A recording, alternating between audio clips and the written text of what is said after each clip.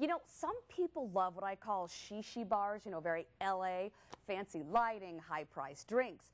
But many Wisconsinites still support their local or neighborhood tavern. Over the years, they really were an extension of people's living rooms. Well, this new book captures it perfectly in pictures. It's called Tavern League, Portraits of Wisconsin Bars. Carl Corey did the photography and joins us now with more. Carl, good morning to you. Hi, how are you? So you consider yourself, your focus now is documentary photography. How were you able, or what did you look for when you went in these taverns to capture the essence of a tavern? I would scout the taverns ahead of time and introduce myself to the owners and give them a little sheet of paper, told them what I was doing, and if they were interested, that I would be back in a day or two to photograph them. I'd spend some time in the area. I'd walk in and see if there was an aesthetic to the place that I liked before I would even present that to them. And that's the whole thing about going to a tavern. It's not a bar. It is actually an extension of people's living rooms. It is a little bit of Wisconsin history.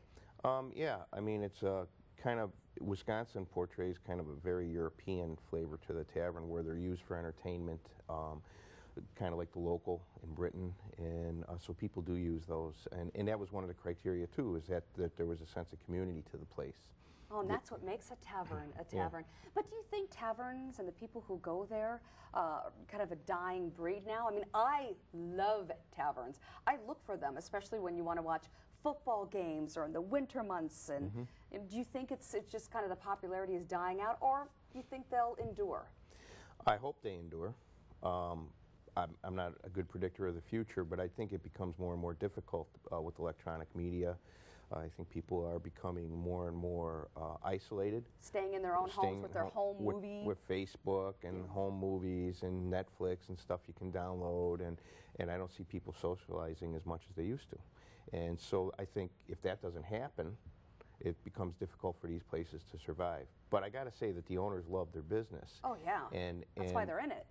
Yeah, you wouldn't do it unless you loved it. And they're mostly gregarious people. Oh yeah. And you know, so let's hope that they do survive, because you're kind of almost like, not a guest, it's like walking into your own living room. Yes. But yet here's almost like a family member that's behind the bar for Exactly. you. I didn't understand that when I first moved here. And then Charlie and our old co-anchor Randall, we would go to these taverns in small towns, and you really pick up the flavor, the culture of that area. In fact, I saw one of the pictures in here. They have a 3-lane bowling alley. Yep. There are some of them. One that I love is a converted bowling alley from 40, 50 years ago. But there is one in Cross Plains that still has, I think there's something like 2 lanes, but it's wonderful. Yeah. It's all part of the culture. Yeah, I mean, it gives people something to do while they're there. Yes.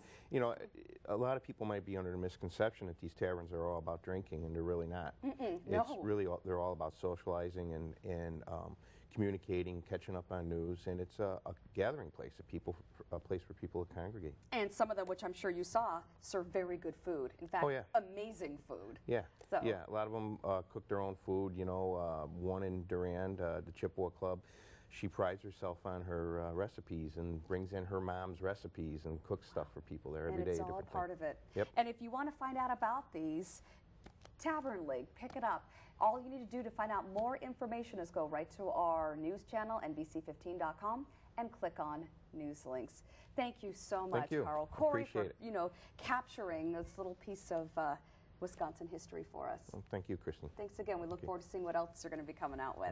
Thank you. Charlie?